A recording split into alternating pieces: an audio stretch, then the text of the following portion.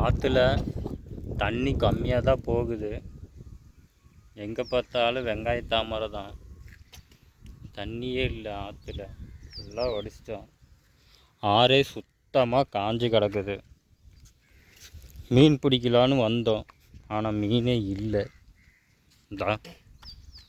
தண்ணி எங்கேயுமே இல்லை ஆற்றுல.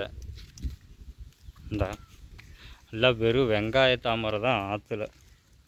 சுத்தமாக பாருங்க, ஆறே காஞ்சி கிடக்குது.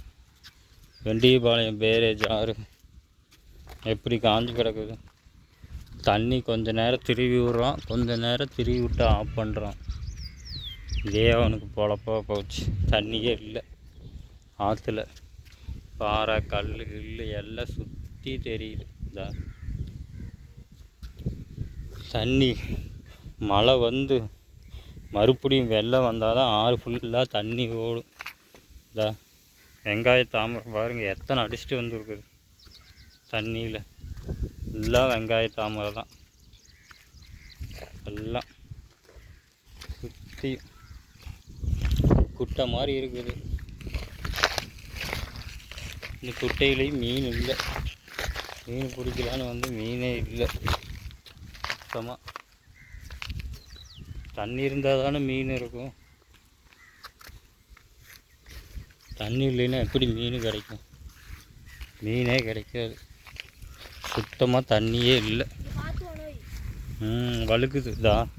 இந்த பகுதி பாருங்கள் எப்படி போகுதுன்னு. சருகுல போ எப்படி போகுது. மேடு பள்ளம் செடி புதக்குன்னு இறங்குது செடிக்குள்ளே. என்னடா அது செடி இப்படி போகுது. அந்த பக்கம் கரையில் தான் தண்ணி இருக்குது. இதோ கொஞ்சம் வாய்க்கா மாதிரி ஓடுது தண்ணி ஓரளவுக்கு. இந்த பக்கம் தண்ணியே இல்லை சுத்தமாக. இதுக்கு வர தண்ணி சுத்தமாக அடைச்சிட்டான். வர தண்ணி அப்படியே ஷட்டர் போட்டு ஷட் டவுன் பண்ணிட்டான்.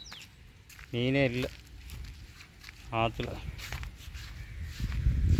பாருங்க, இங்கெல்லாம் நல்லா பசுமையாக இருக்குது. இப்போ இந்த செடிக்குள்ளே பூந்து தான் போகணும். பூந்து போ, இதுதான் வழி. செடிக்குள்ளே போகிற வழி. காட்டுக்குள்ளே வந்து தான் போகணும். ஆற்றுக்கு வரதான் இது வழி. இந்த பக்கம் ஆறு. இதுதான் போகிற வழி. பாருங்க எப்படி செடியாக இருக்குதுன்னு. கொதாருமா. அணுகொண்டா பாம்பு இருந்தாலும் சொல்ல முடியாது. எந்த நேரத்தில் எது வரும்னு சொல்ல முடியாது. அதுதான் நல்லா சுற்றி செடி தான். பாருங்க நல்லா புதாரு தான். இந்த செடிக்குள்ளே பூந்து தான் போகணும். Okay bye.